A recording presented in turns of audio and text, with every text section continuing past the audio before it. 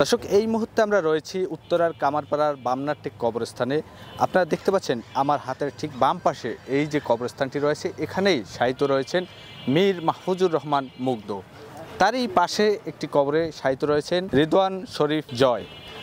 আমরা যেটা জানতে পেরেছি 2024 সালের যেই জুলাই আন্দোলনের 18 তারিখে মীর মাহফুজুর রহমান মুগ্ধ তিনি ইন্তেকাল করেন। সেই স্বৈরাচার পতন আন্দোলনের সময় সেই মাহফুজুর রহমান মুগ্ধ যেই সন্ত্রাসী বা সেই স্বৈরাচারদের গুলিতে ইন্তেকাল করেন, তারই কবর এবং তার দাফন কাফনের সঙ্গে যিনি সার্বক্ষণিক ছিলেন সেই রিদওয়ান শরীফ রিয়াদ জয়, তিনিও এই একই কবরস্থানে শায়িত রয়েছেন।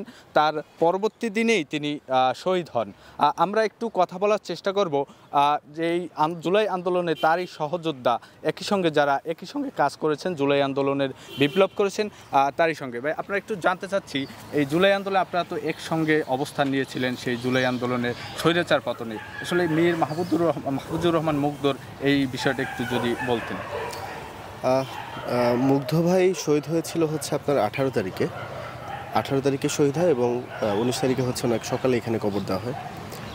আর তৎকালীন যখন কবর দেওয়ার কথা ছিল তখন হচ্ছে যে বিভিন্ন কবরস্থানে যখন যাওয়া হচ্ছিল, এই উত্তরার আওয়ামী লীগের যারা আছেন, হ্যাঁ, স্বৈরাচার যারা আছেন, তারা হচ্ছে বাধা দিচ্ছিল বারবার কবর দিতে।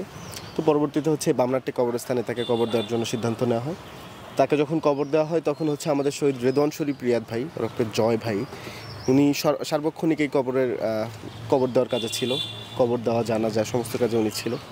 পরবর্তীতে হচ্ছে ওনার মুগ্ধ ভাইয়ের কবর দেওয়া হয়ে গেলে দেন রিয়াদ ভাই হচ্ছে আন্দোলনে নামে এবং যখন ওনাকে কবর দেওয়ার সকালে কবর দেওয়া হয়, বিকালে রিয়াদ ভাই শহীদ হয়ে যায় 19 তারিখে। পরবর্তীতে একই সাথেই দুজনকে পাশাপাশি কবর দেওয়া হয়েছে, দেখতে পাচ্ছেন আপনারা সেটা।